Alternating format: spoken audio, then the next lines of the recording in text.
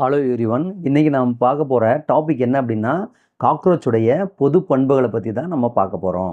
இந்த காக்ரோச்சை பொறுத்தவரையிலும் காஸ்மோபொலிட்டன் இன்செக்ட்னு சொல்லுவாங்க.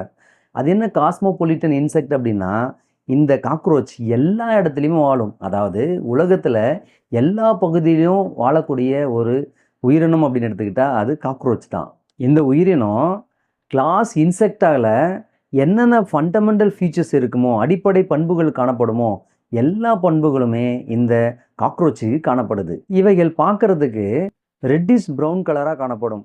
அது மட்டும் கிடையாது, இவைகளுடைய உடல் அமைப்பை 3 பகுதிகளா நம்ம பிரிக்கலாம். அது என்ன அப்படின்னு பார்த்தீங்கன்னா, ஹெட், தொராக்ஸ், அப்டாமன் அப்படின்னு சொல்லி 3 பகுதியாக நம்மளால் பிரிக்க முடியும். இந்த உயிரினம் அதாவது காக்ரோச் எவைகளை உணவாக எடுத்துக்கொள்ளுது அப்படின்னு பார்த்தீங்கன்னா, இது பிளான்ட்ஸையும் சாப்பிடும், அனிமல்ஸையும் சாப்பிடும். அதனால் ஹோம்னிவோரஸ் அப்படின்னு சொல்லுவாங்க. எல்லாத்தையும் சாப்பிடும். செத்து போனதாக இருக்கட்டும், உயிரோடு இருக்கிறதா இருக்கட்டும், எல்லாத்தையும் டேஸ்ட் பண்ணி பார்க்கும். பேப்பரை கூட விடாது. அப்போது இதை வந்து பார்த்திங்கன்னா ஹோம்னிவோரஸ் அப்படின்னு சொல்லுவாங்க. மேலும் இவைகள் வந்து பார்த்திங்கன்னா இரவில் மட்டும் ரொம்ப ஆக்டிவாக இருக்கும், சுறுசுறுப்பாக இருக்கும் அப்படின்னு சொல்லலாம். ஏன்னா இது வந்து நாக்டர்னல் அனிமல் அப்படின்னு சொல்லுவாங்க. அதாவது பகலில் தலைமறைவாக இருக்கும், இரவில் வந்து பார்த்திங்கன்னா அதனோட உணவு தேடுறதுக்காக வெளியில் வர ஆரம்பிக்கும். அதனால் இரவில் ஆக்டிவாக இருக்கிறதுனால இவைகள் வந்து பார்த்திங்கன்னா நாக்டர்னல் அனிமல் அப்படின்னு சொல்லுவாங்க. பெரும்பாலும் இவைகள்லாம் எங்கே காணப்படுதுன்னா, கிச்சனில் காணப்படும், ஹோட்டலில் இருக்கும், ரெஸ்டாரண்ட்டில் இருக்கும், பேக்கரிஸில் இருக்கும், வேர் ஹவுஸில் இருக்கும், ஏன் பப்ளிக் பிளேஸில் கூட இருக்கும். நீங்கள் பஸ் ஸ்டாண்டில் போயிட்டு பஸ் ஏறதுக்காக உட்காந்துட்டு இருக்கீங்க, இல்லை ரயில்வே ஸ்டேஷனில் போகிறீங்க அப்படின்னா நம்மளை சுற்றியும் பார்த்தீங்கன்னா காக்ரோச் வந்து அது பாட்டுக்கு வந்துட்டு போயிட்டு இருக்கும், பயமே இல்லாமல். எல்லா இடத்துலையும் காணப்படும். அதனால தான் காஸ்மோபொலிட்டன் அப்படின்னு சொல்லுவாங்க. மேலும் சீவேஜ் வாட்டர் போகக்கூடிய ஏரியாலும் இருக்கும். அதாவது கழிவு நீரெல்லாம் வெளியேற்றக்கூடிய பாதைகளில் கூட காணப்படும். இந்த பெரி பிளானட்டா அமெரிக்கானா, அதாவது காக்ரோச்சை வந்து பார்த்திங்கன்னா பெரி பிளானட்டா அமெரிக்கானா அப்படின்னு சொல்லுவாங்க. ஏன்னா அமெரிக்கா தான் ஆரிஜின் அப்படின்னு சொல்லலாம்.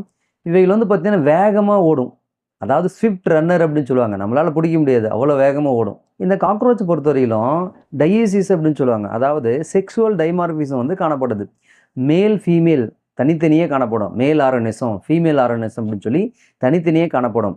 ஃபெர்டிலைசேஷன் வந்து பார்த்திங்கன்னா இன்டர்னல் ஃபெர்டிலைசேஷன் தான். அதாவது எக்கும் ஸ்போமும் ஃபியூஸ் பண்ணக்கூடிய இடம் வந்து பார்த்திங்கன்னா பாடிக்குள்ளே தான் நடக்கும்.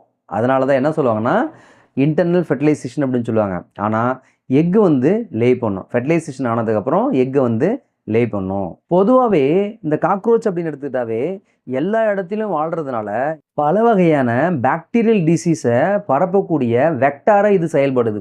அதாவது இது எல்லா இடத்துலையும் காணப்படுறதுனால அங்கே வந்து பார்த்திங்கன்னா நிறைய நோய் உண்டு பண்ணக்கூடிய கிருமிகள்லாம் காணப்படும். அந்த கிருமியெல்லாம் இதன் வழியாக மனிதனுக்கு வந்து பரவுது. அதனால் நமக்கு வந்து நிறைய நோய் வந்து ஏற்படுது. உதாரணத்துக்கு பார்த்திங்கன்னா டியூபர்குலோசிஸ், டிபி அப்படின்னு சொல்லுவாங்க, காலரா, டயேரியா, டைபாய்டு, இதே போன்ற பல நோய்களை பரப்பக்கூடியதாக இருக்குது. உங்களுக்கு ஒன்று தெரியுமா, இந்த காக்ரோச் வந்து 100-200 வருடத்துக்கு முன்னாடி தோன்றுறது கிடையாது. அந்த ஜியாலஜிக்கல் டைம் ஸ்கேலில் பார்க்கும் பொழுது கார்போனிஃபரஸ் பீரியடுன்னு ஒன்று இருக்குது.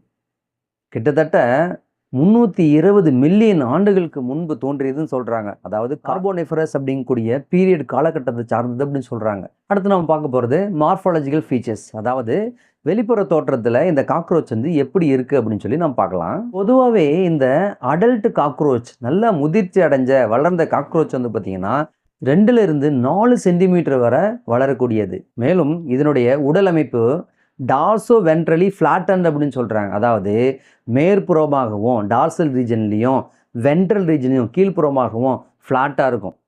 மேலும் இவைகள் வந்து பார்த்திங்கன்னா பைலேட்ரல் சிமெட்ரிகள் அப்படின்னு சொல்கிறாங்க. இந்த காக்ரோச்சை இரு சமபக்கமாக நம்மளால் பிரிக்க முடியும். அதனால தான் பைலேட்ரல் சிமெட்ரிகள்னு சொல்கிறாங்க. நான் ஏற்கனவே சொன்ன மாதிரி இதனுடைய உடலை நம்ம 3 பகுதிகளாக பிரிக்கலாம். முதல் பகுதி என்ன அப்படின்னு பார்த்தீங்கன்னா ஹெட் ரீஜன்ஸ், ஹெட். இரண்டாவது பகுதி என்ன அப்படின்னு பார்த்தீங்கன்னா மார்பு பகுதி, அதாவது தொராசிக் அப்படின்னு சொல்லுவாங்க. அடுத்தது இந்த வயிற்று பகுதி அப்படிங்கிறது தான் அப்டாமன் ரீஜன்ஸ், அதாவது ஹெட், தொராக்ஸ், அப்டாமன் அப்படின்னு சொல்லி 3 பகுதிகளாக நம்மளால் இந்த உடலை பிரிக்க முடியும். மேலும் இந்த காக்ரோச்சை பொறுத்த வரைக்கும் அதனுடைய உடல் வெளிப்புறத்தில் ஒரு கடினமான லேயரால் உருவாக்கப்பட்டது. அது எந்த சப்ஸ்டன்ஸ்னால உருவாக்கப்பட்டதுன்னா கைட்டினஸ் அப்படிங்கக்கூடிய சப்ஸ்டன்ஸ்னால தான் உருவாக்கப்பட்டது. அது என்ன சொல்லுவாங்க அப்படின்னு பார்த்தீங்கன்னா எக்ஸோஸ்கெலிட்டன் அப்படின்னு சொல்லுவாங்க. எக்ஸோ அப்படின்னா வெளிப்புற அடுக்கு, அதாவது வெளிப்புறமாக இருக்கிறது எல்லாமே எக்ஸோ அப்படின்னு சொல்லுவாங்க. அப்போ வெளிப்புற அடுக்கு வந்து கடினமாக இருக்கிறதுனால அதை வந்து என்ன சொல்கிறாங்கன்னா எக்ஸோஸ்கெலிட்டன் அப்படின்னு சொல்கிறாங்க. நமக்குலாம் வந்து பார்த்திங்கன்னா எண்டோஸ்கெலிட்டன் இருக்குது, அதாவது போன் ஸ்கெலிட்டல் சிஸ்டம்ங்கிறதுனால எண்டோஸ்கெலிட்டன் அப்படின்னு சொல்கிறாங்க. ஆனால் இங்கே வந்து ஓடு மாதிரியே காணப்படுறதுனால இதனோட உடல் அமைப்பு எக்ஸோஸ்கெலிட்டன் அப்படின்னு சொல்கிறாங்க. அதனுடைய சப்ஸ்டன்ஸுக்கு பேர் என்ன, எதனால் உருவாக்கப்பட்டது, அந்த சப்ஸ்டன்ஸோட பேர் என்ன அப்படின்னு பார்த்தீங்கன்னா கைட்டினியஸ் சப்ஸ்டன்ஸ். இது பார்க்குறதுக்கு எப்படி இருக்கும், ப்ரௌன் கலராக காணப்படும். இந்த ஆர்கனிசத்தோடைய ஒவ்வொரு செக்மெண்ட்லேயும், அதாவது ஒவ்வொரு எக்ஸோஸ்கெலிட்டன் செக்மெண்ட்லேயும் பகுதிகள்லையும் ஒரு ஹார்டஸ்ட் பிளேட் மாதிரி ஒரு அமைப்பு காணப்படுது. அது என்ன அப்படின்னு பார்த்தீங்கன்னா ஸ்க்லெரிட்டிஸ். இந்த ஒவ்வொரு பிளேட்டும், அதாவது எக்ஸோஸ்கெலிட்டன் செக்மெண்ட்டில் இருக்கக்கூடிய ஒவ்வொரு பிளேட்டும் ஒரு எலாஸ்டிக் மெம்பரேனால் கனெக்ட் பண்ணப்பட்டிருக்கு, இணைக்கப்பட்டிருக்கு. அந்த எலாஸ்டிக் மெம்பரேனுக்கு பேர் என்ன அப்படின்னு பார்த்தீங்கன்னா ஆர்த்ரோடயல் மெம்பரேன். இந்த ஸ்க்லெரிட்டிஸ், அதாவது இணைப்பு டிஷ்யூ அல்லது மெம்பரின் அப்படின்னு சொல்லலாம், எலாஸ்டிக் நேச்சராக இருக்குன்னு சொல்லியிருக்கேன். அது டார்சல் ரீஜனில் இருந்துச்சுன்னா அதனுடைய பெயர் என்ன சொல்லுவாங்கன்னா டெர்கிடிஸ்ன்னு சொல்லுவாங்க. அதுவே இந்த எலாஸ்டிக் மெம்பரின் ஸ்க்லெரிட்டிஸ் வென்ட்ரல் ரீஜன்ஸில் இருக்குது, அதாவது இந்த காக்ரோச்சோடைய வென்ட்ரல் பகுதியில் காணப்பட்டுச்சுன்னா அதை என்ன சொல்லுவாங்கன்னா ஸ்டெர்னிட்டிஸ்ன்னு சொல்லுவாங்க. அப்போது டார்சல் ரீஜன் இருந்துச்சுன்னா அதுக்கு பேர் டெர்கிடிஸ், அதுவே வென்ட்ரல் ரீஜன்ஸ் இருந்துச்சுன்னா டெர்னிட்டிஸ். லேட்ரல் இருந்துச்சு, பக்கவாட்டில் இருக்குது, அப்போது அதுக்கு பேர் என்ன அப்படின்னா பியூரிட்டிஸ். அடுத்து நம்ம பார்க்க போகிறது காக்ரோச்சோடைய ஹெட் ரீஜன்ஸ், அதாவது தலைப்பகுதியை பற்றி நம்ம பார்க்கலாம். இந்த காக்ரோச்சோட ஹெட்டை பொறுத்த வரைக்கும் ட்ரையாங்குலர் ஷேப்பில் காணப்படும். இதனுடைய லாங்கிடியூடல் ஆக்சில் ரைட் ஆங்கிளில் இந்த தலை வந்து அமைஞ்சிருக்கு. அதாவது இதனுடைய ஃபேஸ் வந்து பார்த்திங்கன்னா கீழே நோக்கி காணப்படும், அதாவது டவுன்வர்ட்ஸாக இருக்கும். அதனால் அதை என்ன சொல்லுவாங்கன்னா ஹைப்போநாத்தஸ் அப்படின்னு சொல்லுவாங்க. இவைகளுடைய ஹெட் ரீஜன்ஸ் 6 பகுதிகளை ஒன்றா சேர்த்து உருவானதாக காணப்படுது. அதாவது 6 செக்மெண்ட் வந்து ஒன்றா இணைஞ்சு ஃபியூஸ் ஆகி உருவானதாக காணப்படுது. இதனால் இந்த ஹெட்டை வச்சுக்கிட்டு எல்லா டைரக்ஷன்லையும் திரும்ப முடியும். இந்த தலைப்பகுதி வந்து பார்த்திங்கன்னா எல்லா டைரக்ஷன்லையும் திரும்ப முடியும். இவைகளுக்கு வந்து பார்த்திங்கன்னா ஒரு ஷார்ட் நெக் வந்து காணப்படுது, கழுத்து பகுதி வந்து காணப்படுது. இவைகளுடைய தலைப்பகுதியில் காம்பவுண்ட் ஐ வந்து காணப்படுது. அது என்ன காம்பவுண்ட் ஐ அப்படின்னா பேர் ஆஃப் காம்பவுண்ட் ஐ அப்படின்னு சொல்லலாம். அதில் ஒரு கண்ணு மட்டும் நம்ம தனியாக எடுத்து பார்த்தா அதுக்குள்ளே சின்ன சின்ன குட்டி குட்டி கண்ணாக இருக்கும், நிறைய சின்ன சின்ன ஐஸ் வந்து காணப்படும்.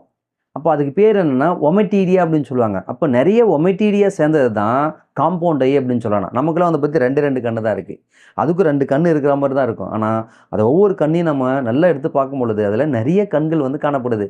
அப்போ ஒவ்வொரு கண்ணோட பேர் என்னென்னா ஒமெட்டீரியா. அப்போ மொத்தமாக சேர்ந்து ஒரு 2 கண்ணாக தெரியுது. அது வந்து சிம்பிள் ஐ கிடையாது, காம்பவுண்ட் ஐ அப்படின்னு சொல்லுவாங்க.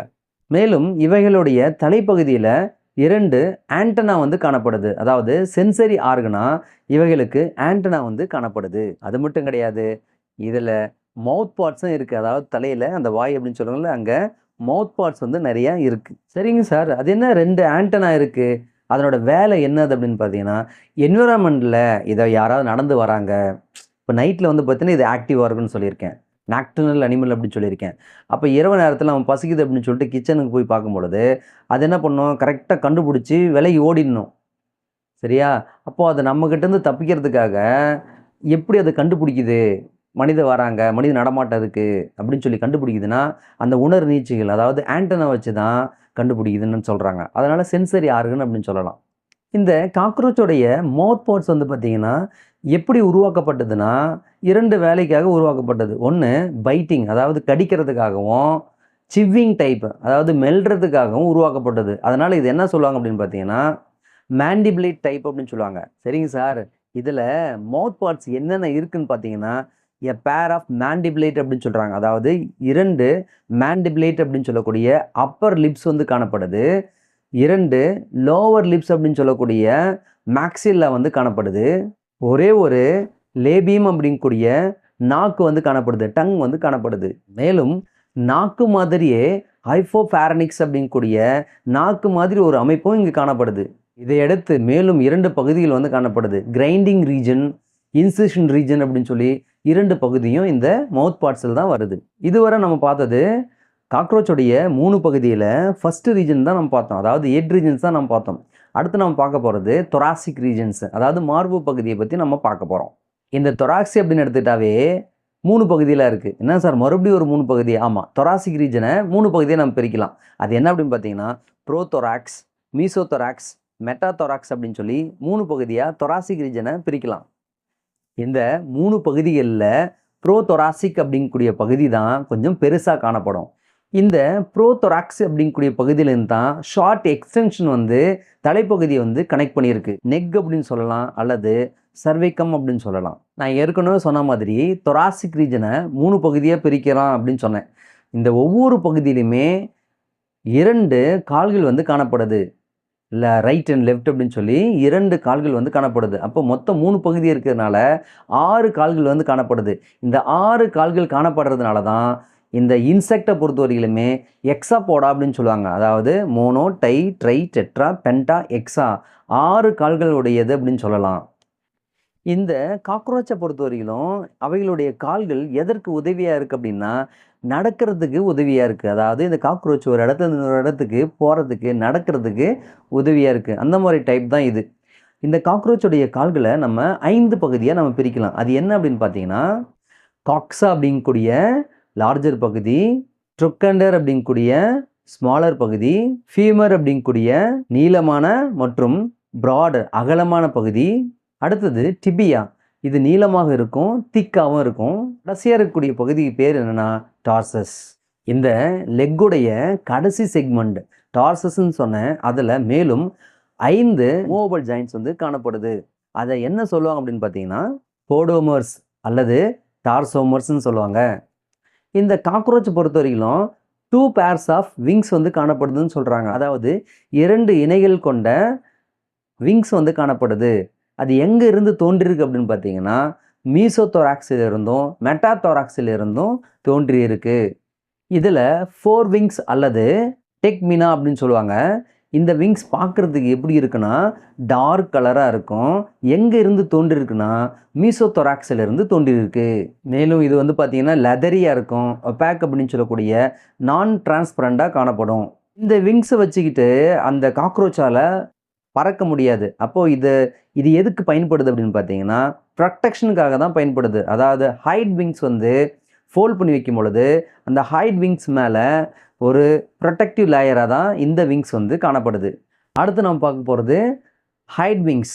இது எங்கேருந்து தோன்றியிருக்கு அப்படின்னா மெட்டாதொராக்ஸிலேருந்து தான் உருவாயிருக்கு. இது பார்க்குறதுக்கு எப்படி இருக்குன்னா மெல்லிதாக காணப்படும், மெம்பரெயின் மாதிரி இருக்கும், டிரான்ஸ்பரண்டாக இருக்கும். இங்கேருந்து பார்த்தா அந்த பக்கம் தெரியும், டிரான்ஸ்பரண்ட் ஆகும்.